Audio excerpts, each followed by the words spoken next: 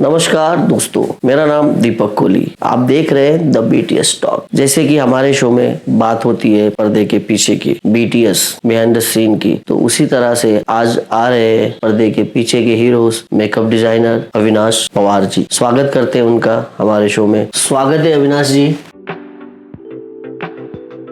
Avinash sir, आप थोड़ा सा अपने बारे में कुछ बताएं और इंडस्ट्री में शुरुआत कैसे हुई वो बताएं हमारे ऑडियंस को। अपने बारे में कहने का मतलब, मैं तो महाराष्ट्र से बिलोंग करता हूँ। मेरी पैदाइश मुंबई में हुई है, मुंबई का ही लड़का हूँ। तो इंडस्ट्री में आने का ऐसा कुछ ऐसा एक होता है ना कि इंडस्ट्री में आने का कभी सोचा नहीं था। कि इंडस्ट्री अपने मतलब हम लोग के लिए काफी अलग एक जोन था। कि इंडस्ट्री मतलब एक सपनों की दुनिया, यहाँ पे कौन आएगा, कैसे आएगा, बॉलीवुड एकदम, तो वो था। तो ऐसा कुछ सोचा नहीं था। एक कोई चीजें हो जाती है लाइफ में जी, कि जैसे आप समझो ना कि कभी कुछ ऐसे मोड आ जाते हैं लाइफ में कि आप वो मोड ले लेते हो और आप वो डेस्टिनेशन पे पहुंच जाते हो। तो वैसे हुआ था। अच्छा, आप मेकअप डिजाइनर हो आज, ठीक है। तो इस मेकअप फील्ड में आने का क्या बचपन से ही सपना था या इंडस्ट्री में आने के बाद या मुंबई आने के बाद कैसे? तो मेरा तो पहले से यही था कि मुझे जाके फॉरेन में काम करना है, वो फ्लाइट में घूमना है। तो मम्मी मुझे बोलती थी कि मैं बचपन से यही था कि ऐसे हम लोग चौल में जब रहते थे गोदरेज कॉलोनी में, तब हम लोग रात को जैसे खाना वाना खा के बाहर बैठते थे। तो जो आप अगर देखोगे तो गोदरेज कॉलोनी के यहाँ से है ना फ्लाइट जाती है, जो लैंडिंग जोन है ना। तो मम्मी को मैं बोलता था, मम्मी मैं एक बार है ना इसमें बैठूंगा। एक सीरियल आती थी जब मैं छोटा था, मुंगेरी लाल के हसीन सपने। अच्छा, जो मुंगेरी लाल है ना एक सपने देखता था, अजीब और गरीब सपने देखता था वो, कि वो सच होंगे कि नहीं होंगे पता नहीं। तो मुझे मम्मी बोलती थी तू फक्त है ना मुंगेरी लालचे स्वप्न बघ, हे पूर्ण होणार की नाही माहित नाही। तो मम्मी हमेशा बोलते थे, मैं नहीं मैं बैठूंगा। तो ऐसे करते करते फिर मतलब ऐसे हो गया कि मेरा ग्रेजुएशन कंप्लीट हो गया। फिर शिप के सारे कोर्स कंप्लीट कर दिए, सारी चीज ऐसी होती गई। एक ही ख्वाब था, आउट ऑफ इंडिया जाना है। तो इंडस्ट्री में आने का और पहला प्रोजेक्ट मिलने का कुछ किस्सा बताइए ना, कि इंडस्ट्री में आना कैसे हुआ और पहला प्रोजेक्ट कैसे मिला। पहला प्रोजेक्ट मिलना ना, ये बहुत लंबी कहानी होती है। जब आप इंडस्ट्री में पहले एंटर करते हो तब आप तो असिस्टेंट में काम करते हो। तभी असिस्टेंट में जब आप काम करते हो तभी तो आपको पता है असिस्टेंट लोगों को कैसे ट्रीट किया जाता है। बिल्कुल शॉर्ट में बता दूंगा मैं इंडस्ट्री में आया कैसे। तो मेरे मामा जी घर पे आए थे, तो मामा ने मुझे पूछा कि क्या भाई कुछ करना है कि कैसे क्रिकेट और फुटबॉल ही खेलना है तेरे को। तो मैंने बोला आप बता दो, आप जो बोलोगे मैं करूंगा। तब उनका एक दोस्त था हेमंत करके। अच्छा। तो हेमंत घाड़ीगांवकर करके जो उनके मित्र थे, तो उन्होंने उनसे मुलाकात करा दी। ओके, वो इंडस्ट्री में ये मेरा भांजा है, तो इनको आप लेके जा सकते हो क्या। तो हेमंत ने मुझे बोला कि आप चलिए। अभी मुझे पता नहीं था कि इंडस्ट्री में लोगों को दादा बोलते हैं समझ। और मैं अभी वो सीनियर है, मैं उनको हेमंत ही बोलता था। क्योंकि मुझे पता ही नहीं था। मेरा ऐसा रिस्पेक्ट है, दादा मींस। अरे ऑफ कोर्स, लेकिन मुझे नहीं पता था। तो उन्होंने बोला ठीक है आप मेरे साथ चलना, आपको जो भी डिपार्टमेंट अच्छा लगेगा तो मैं आपको वहाँ पे जॉब करा दूंगा। अच्छा। फिर हेमंत के साथ पहचान हुई, फिर हेमंत के साथ मैंने जाना शुरू किया। 1 साल के बाद हेमंत ने मुझे पूछा कि आप बताओ अभी अविनाश क्या करना है तेरे को। तो मैंने तब उनको बोला कि अभी आप मेकअप आर्टिस्ट हो, मैं आपके साथ रह के आपकी लैंग्वेज मुझे समझ में आने लगी है, तो मैं मेकअप में ही कंटिन्यू करना चाहता हूँ। तब से फिर 2004 से मैंने मेकअप में एंटर किया। मतलब अभी 26 चल रहा है, तो कितना 22 साल हो गए आपको? 22, हाँ। तो पहला प्रोजेक्ट तो आपने उनके साथ असिस्ट में ही किया होगा। हाँ, असिस्टेंट में किया। इंडस्ट्री में independent as a first project कैसे और कब हुआ? इंडस्ट्री में मैंने 3-4 साल 5 साल तक काम किया। जैसे एड फिल्म्स में काम किया, फिर उसके बाद फिल्मों में काम किया, असिस्टेंट में काम किया। 3-4 साल असिस्ट करना पड़ता है मेकअप में? ऑफकोर्स, उससे ज्यादा अभी तक। मतलब मैं अगर इंडस्ट्री में अगर आप देखोगे, काफी लोग अभी भी है कि इतना बैड लक चल रहा है उनका, वो लोग अभी तक असिस्टेंट में ही काम कर रहे हैं। तो ये दिक्कत है कि आपकी पहचान, आपका नेचर, आपकी सारी चीजें काफी उम्मीद तो है कि जल्दी कोई एक दूसरे को आगे भी नहीं बढ़ाता। वो तो है, लेकिन जैसे मैं ना फोटोशूट्स काफी करता था। अच्छा। जैसे एड फिल्म से, तो मेरा एक फ्रेंड था टोटो, फोटोग्राफर है वो, काफी बड़े अभी आज के डेट में टोटो का नाम काफी है। अच्छा। तो टोटो ने मुझे कुमार जी के साथ मेरी पहचान करा के दी, कुमार मंगत। तो कुमार सर के साथ मेरी बात हुई, फिर संजीव जोशी जो उनका पूरा प्रोडक्शन का हेड ऑफ द प्रोडक्शन है वो, उनसे मेरी बात हुई। तो I really thanks to them कि उन्होंने मुझे पहला प्रोजेक्ट करने का मौका दिया, क्योंकि अमिता उसमें एज ए हीरोइन आ रही थी। कौन सा प्रोजेक्ट? ये बिट्टू बॉस करके एक प्रोजेक्ट था। अच्छा। और पुलकित सम्राट का डेब्यू था उसमें। तो अमिता के लिए उनको लेडीज फीमेल मेकअप आर्टिस्ट की जरूरत थी, तो मैंने अमिता के साथ वो फिल्म शुरू की। तो अमिता को भी काम अच्छा लगा, और फिर उसके बाद से फिर उनके प्रोडक्शन में मैंने काफी काम किया। उन्होंने भरोसा दिखाया, और रियली मतलब अगर मुझे कोई फर्स्ट स्टेप इंडस्ट्री में अगर बोलते हैं ना, जैसे माँ बाप आपको फर्स्ट स्टेप सिखाते हैं लाइफ में बढ़ने के लिए, तो वैसे इंडस्ट्री में फर्स्ट जो स्टेप होता है वो मुझे कुमार जी ने और संजीव जी ने वो मौका दिया था। अमिता से पूछा था कि कैसा है ये बंदा, मतलब कैसा है काम, तो अमिता ने भी सपोर्ट किया, नहीं ही इज वेरी गुड करके। तो वहां से मेरी इंडस्ट्री की शुरुआत हुई। उस बीच से अभी तक कि कैसा उतार चढ़ाव, स्ट्रगल, कौन सा प्रोजेक्ट सबसे मजेदार था? देखो, प्रोजेक्ट तो सारे मजेदार होते हैं, वो तो है। जब शुरू होता है ना, सारे प्रोजेक्ट मजेदार होते हैं। सब प्रोजेक्ट में अलग एक्सपीरियंस रहता है दीपक जी, आपको भी पता है, आप भी इंडस्ट्री से हो। है कुछ प्रोजेक्ट ऐसे दिल के पास ही होते हैं ना, जैसे कोई एक प्रोजेक्ट जैसे कहना चाहो? देखो, दिल के पास होते हैं तो of course first project Bittu boss मेरे दिल के पास है, क्योंकि वहां से मेरे इंडस्ट्री की जर्नी की शुरुआत हुई थी। तो वो एक है, क्योंकि देखो जो शुरुआत होती है वही आपका एक वो तो मेरे जहन से कभी जाएगा नहीं। वो जाएगा नहीं। पहला प्रोजेक्ट तो मिल ही जाता है, चलो कुछ ना कुछ अच्छाई की वजह से, लोगों की अच्छाई वजह से, अपनी अच्छाई की वजह से। उसके बाद आगे उसी औहदे में, उसी पोजीशन में कंटिन्यू करना मुश्किल होता है सबके लिए। तो फेस कैसा रहा, वो स्ट्रगल कैसा था? देखो, उस वक्त पे एक प्रोजेक्ट करने के बाद ऐसा हो गया कि कुमार जी के प्रोडक्शन में लाइनअप अच्छा था प्रोजेक्ट। तो एक प्रोजेक्ट किया, फिर नेक्स्ट कहीं बाहर जाने का मौका ही नहीं मिला। और अपने लाइन में तो ये भी है ना कि अपने को पिछला काम देख के अगला मिलता है। तो मैंने तभी है ना असिस्टेंट के साथ दोस्ती यारी की। कोई अच्छे बने, कोई बुरे बने, तो बुराई को साइड में रखते हैं, अच्छाई की बात करते हैं। तो वैसे वो भी ग्रो किए, जैसे प्रोडक्शन में होता है फ्रेंड्स, उन्होंने ग्रो किया, डायरेक्शन में लोगों ने ग्रो किया। तो उन्होंने रिपीट किया कि हाँ अविनाश भाई, प्रोजेक्ट है, छोटा प्रोजेक्ट है, करोगे क्या? तो तभी ऐसा था ना, छोटे बड़े की बात ही नहीं थी, तभी चाहिए था एक्सपीरियंस, और तभी चाहिए था कि आपने क्या काम किया। देखो, फिल्म फ्लॉप होना या हिट होना ये किसी क्रू मेंबर के हाथ में नहीं होता है। ठीक है, जब फिल्म बन रही होती है तो सब लोग, हम लोग यही सोच के काम कर रहे होते हैं कि भाई ये हिट बने, बस हम लोग अपना बेस्ट देते हैं। सबका यही होता है कि एक मेकअप आर्टिस्ट का शेड्यूल कब शुरू होता है और पैकअप कब होता है। जैसे कि हम जानते हैं आर्टिस्ट सेट पे आ गए, पर उससे पहले उसके पीछे की मेहनत कुछ बताइए। ठीक है, मेकअप आर्टिस्ट का जो दिन होता है नॉर्मली, जैसे कॉल टाइम समझो 9 की शिफ्ट है, तो 9 की शिफ्ट में कभी कभी 7 बजे भी आना पड़ता है। जैसे आर्टिस्ट जब 7 बजे आएंगे तब जाके उनको रेडी होने के लिए टाइम लगेगा। और ऑल्सो डिपेंड कि कितने आर्टिस्ट है। जिस दिन डांसर्स ज्यादा होंगे तो आपको तो पता है उस दिन होता है। तो जैसे अभी 9 की शिफ्ट है तो 2 घंटे पहले, कभी कभी 3 घंटे पहले भी आना पड़ता है। और दूसरा एक चीज, जैसे मेल फीमेल हीरो या हीरोइन दोनों के मेकअप में क्या डिफरेंस है? मतलब देखिए, डिफरेंस तो है। और अगर आप मेरी जर्नी से अगर आप पूछोगे अब तक की, मतलब ये जो 20-22 साल जो हो गए, तो स्टार्टिंग में कैमरास भी बहुत डिफरेंस आते हैं। अच्छा, तब तो आप तो डिफरेंट, तभी कैमरास जो थे वो अलग थे। अभी के जो कैमरास है वो काफी, अभी जो कैमरास है वो छोटी छोटी डिटेल्स पकड़ लेते हैं। तो स्टार्टिंग में जब मैं आया था तभी हेवी मेकअप होता था। Heavy makeup in the sense थोड़ा सा फाउंडेशन ज्यादा यूज करते थे। पैनकेक आता था, अगर आपको याद है, आपने देखा होगा, पैनकेक में पानी डाल के वो पैनकेक वॉश करते थे। सारी चीजें करते ताकि फिनिशिंग आए और दिखे, क्योंकि वो कैमरा की रिक्वायरमेंट थी। लेकिन अभी जो HD कैमरास आए हैं, काफी सारे कैमरास के बारे में मुझे नॉलेज नहीं इतना, आपको ज्यादा होगा, तो उसके वजह से है ना काफी मिनिमम मेकअप। और ये लाइटिंग के हिसाब से भी मेकअप करना पड़ता होगा। ठीक है, लाइटिंग के हिसाब से इन द सेंस अभी के जो जनरेशन अभी जो चल रही है तो बहुत मिनिमम मेकअप करते हैं, ना के बराबर वाला मेकअप करते हैं। मतलब मेकअप दिखना नहीं चाहिए। DOP को अगर नॉर्मल ऐसे फेस पे भी मेकअप दिख गया तो बोलेगा अविनाश क्या कर दिया करके।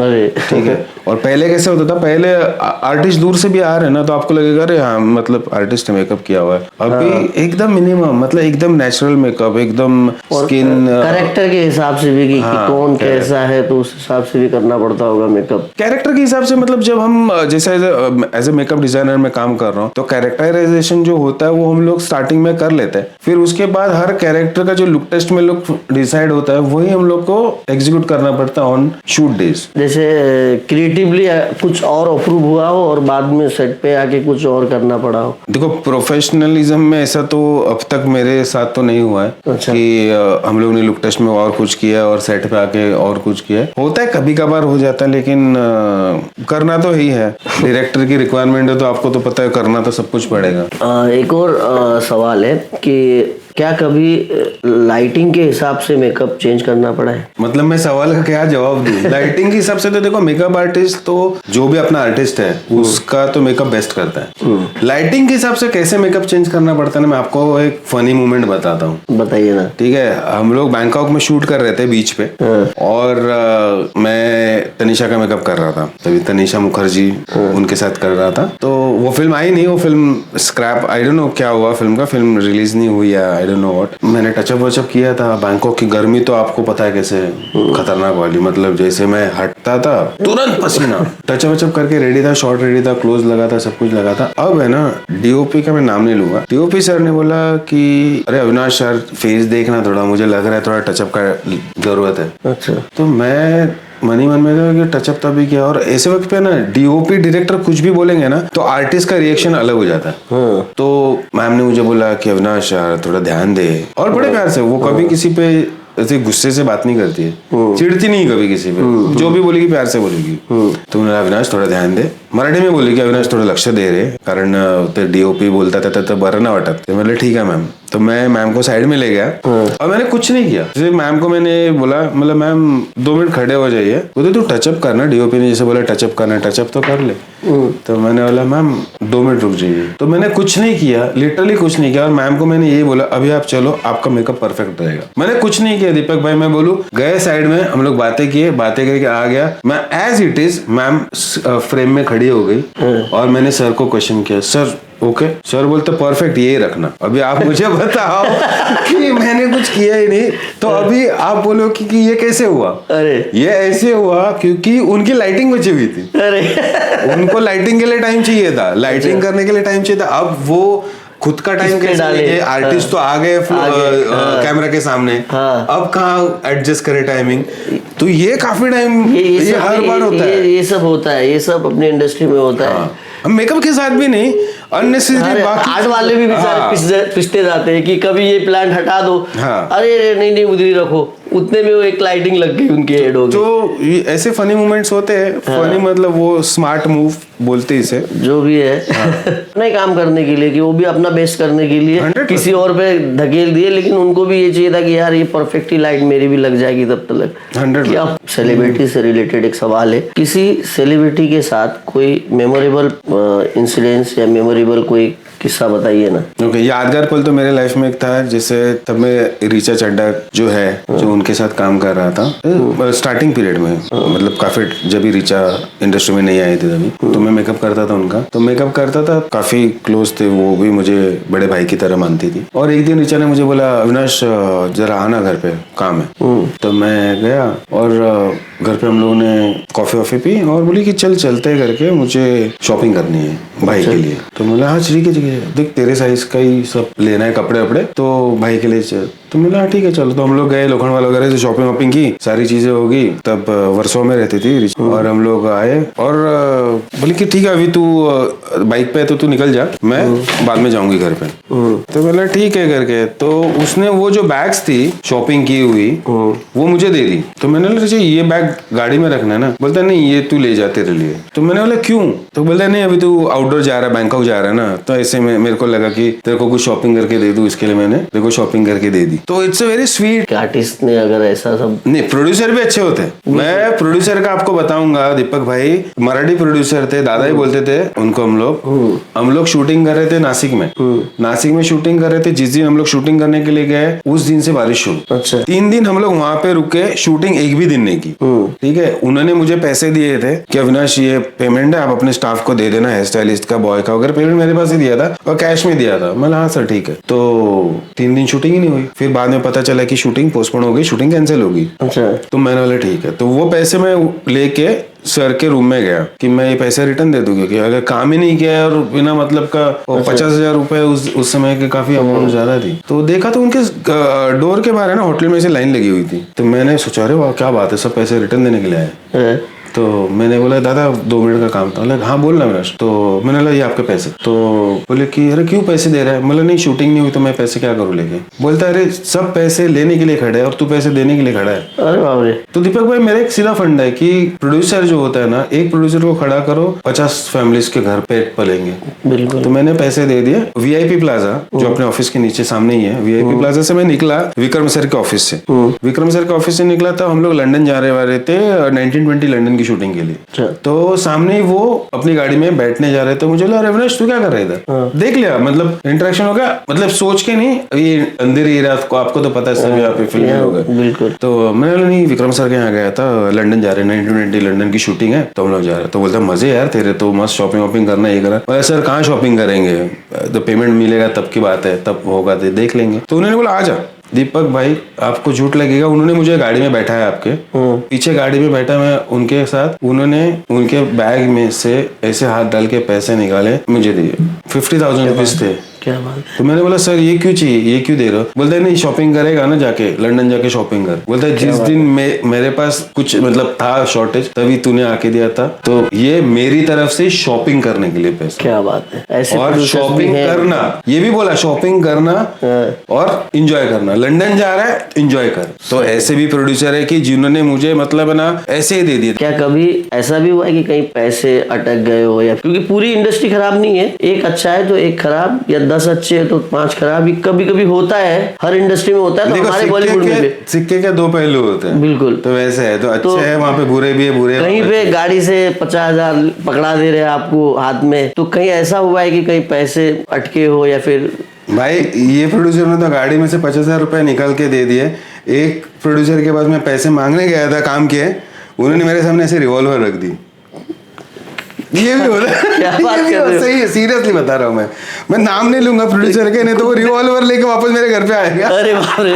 नहीं अब नहीं आएगा, अब मोदी राज चल रहा है भाई, अब नहीं आएंगे गुंडे। तो वो ऐसा हो गया था ना कि मैं और मेरी मतलब टीम मेकअप और हेयर को शूट करने के लिए हम लोग गए थे बैंकॉक। अच्छा। बैंकॉक जाने से पहले मुझे तभी एक चेक दिया था एडवांस का।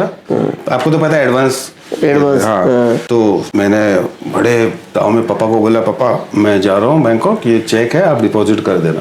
तो दिया, चेक डिपॉजिट किया तो बाउंस। और तभी क्या होता था पता है आपको, ये इंटरनेट वगैरह है ना इतना बड़ा, मतलब ये थोड़ी पुरानी बात है, क्योंकि चेक आजकल तो बहुत ही कम देना। तभी व्हाट्सएप कॉलिंग कुछ नहीं था। चेक मतलब ये कम से कम 10-15 साल पुरानी बात है। 100%। तो वहाँ पे जाके सिम कार्ड वगैरह लेना पड़ता था अगर बैंकॉक में जाओ या सिंगापुर जाओगे। तो मेरे पापा चेक डिपॉझिट केला, तर अरे हाँ बेटा चेक डिपॉझिट केला पण तो चेक रिटर्न आला वाटतं। अच्छा। क्योंकि पापा का तभी जॉइंट अकाउंट रहता था। तो मेरा पापा का और मम्मी का जॉइंट अकाउंट था।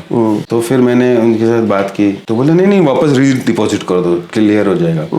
दीपक भाई 2 बार मैंने चेक डिपॉजिट किया, दोनों बार चेक बाउंस। ठीक है चेक बाउंस। तो मैंने ठीक है। तो मेरे साथ और एक मराठी लड़का था, बाकी थे यूपी बिहार से। अभी वो यूपी बिहार महाराष्ट्र नहीं करना है अभी।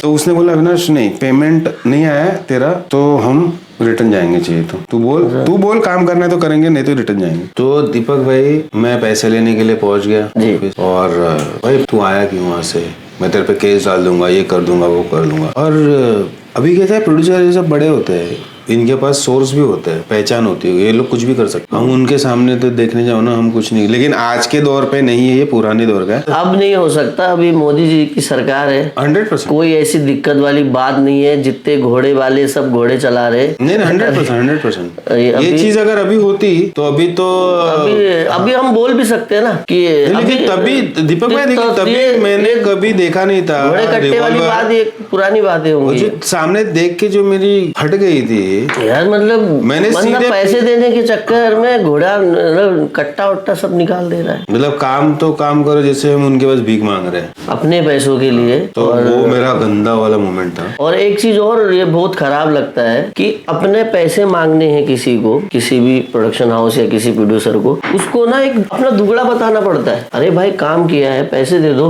मैं क्यों बताऊंगा कि मेरी क्या प्रॉब्लम है, मुझे क्यों चाहिए पैसा। सही बात है। ये मतलब तब तक रोओगे नहीं, गिड़गिड़ाओगे नहीं तो सामने वाला समझता ही नहीं है बात। आगे हम बढ़ते जा रहे हैं तो अभी एआई का दौर चल रहा है, तो इस दौर से क्या इफेक्ट पड़ा है अपनी मेकअप इंडस्ट्री को, या फिर क्या इफेक्ट पड़ सकता है फ्यूचर में? अभी जो एआई का जमाना चल रहा है, अभी तक तो मेकअप इंडस्ट्री को फर्क पड़ना शुरू नहीं हुआ है। थोड़ा बहुत पड़ा है। जैसे अभी आप देखो ना, तनिष्क की एक एड आई है, तनिष्क ने एक एड बनाई है जो टोटली एआई जनरेटेड एड है। एड में तो है, एड मार्केट में तो है नहीं, लेकिन उसमें उन्होंने आर्टिस्ट भी नहीं लिए, टोटली एआई जनरेटेड है। तो वो फर्स्ट एड आ गई।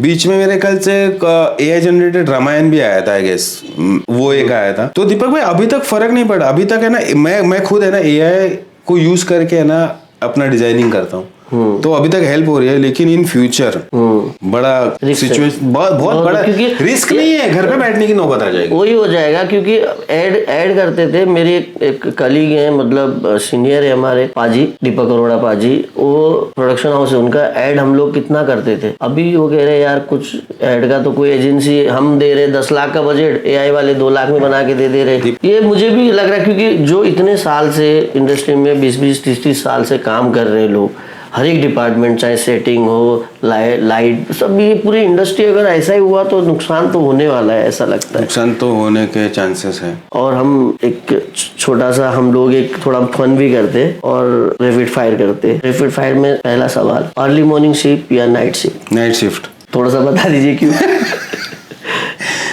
नाइट शिफ्ट इसके लिए क्योंकि अर्ली, मैं मॉर्निंग पर्सन नहीं हूँ। अच्छा, ठीक है, आप मुझे रात भर शूटिंग करा दो, I am very much happy.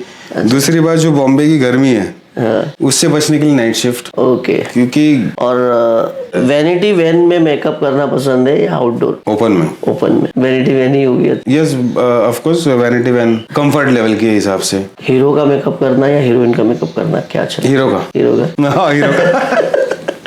Okay, अच्छा। और कंफर्ट जोन ज्यादा होता है हीरो के साथ अगर आप काम करोगे ना, तो वो अलग होता है। और हीरोइन काम तो देखो, मेकअप तो मेकअप होता है। मैं हीरोइन का भी कर चुका हूँ, हीरो का भी कर चुका हूँ, लेकिन या I will prefer with hero. कोई एक एक्टर जिसके साथ दोबारा से काम करना चाहते? विद्युत जामवाल। अच्छा, इसीलिए वेरी टैलेंटेड, इसीलिए पसंद भी हीरो है। Very talented. और एक और चीज जो हम शूट पे हमारी हर 5 मिनट पे या 10 मिनट पे या आधे घंटे पे आती रहती है, वो है चाय कॉफी। तो चाय या कॉफी क्या पसंद करते? चाय पसंद करते हैं। एक वर्ड में बॉलीवुड। घर। थोड़ा एक्सपीरियंस। जितना टाइम हम घर पे बिताते हैं उससे ज्यादा टाइम हम सेट पे बिताते हैं, बॉलीवुड में बिताते हैं, तो वो दूसरा घर ही हो चुका है। सारे जैसे आप जैसे भाई, बाकी जैसे, हाँ, ये फैमिली तो बनी जाती है। फैमिली बन जाती है यार। तो जहाँ फैमिली बन जाता है, तो फैमिली है तो घर ही हो सकता है। मैं तो कुछ और बोल ही नहीं सकता। सिंपल वर्ड में फैमिली बन जाती है। बहुत गहरा और बहुत बड़ा वर्ड बोला आपने, घर। ये एक्चुअली हम लोग के लिए ये घर ही जैसा ही है। Of course 100%। क्या बात है। अमेजिंग। अविनाश सर, आप आए उसके लिए बहुत बहुत धन्यवाद। आपने इतना वक्त दिया और इतनी बिहाइंड द सीन की, पर्दे के पीछे की बातें हमें बताई, मेकअप इंडस्ट्री की बातें बताई, कुछ प्रोड्यूसर्स की बातें बताई, कुछ अच्छे किस्से बताए। बहुत बहुत धन्यवाद आने के लिए, बहुत बहुत शुक्रिया। और हम जल्दी से चाहता हूँ मेरे दिल से कि मैं इतने टैलेंटेड आर्टिस्ट, इतने टैलेंटेड मेकअप डिजाइनर के साथ मैं फिर से काम करना चाहता हूँ। हमने 2 प्रोजेक्ट तो करे हैं, भगवान से यही प्रार्थना है कि आगे और करना चाहे। बहुत बहुत धन्यवाद। Thank you so much. दोस्तों, आपको ये एपिसोड पसंद आया हो तो लाइक, शेयर और सब्सक्राइब करना ना भूले। मैं हूँ दीपक कोहली, आप देख रहे थे द बीटीएस टॉक, कुछ अलग अनसुनी कहानी, उनकी ही जुबानी। मिलते हैं अगले एपिसोड में। जय श्री राम।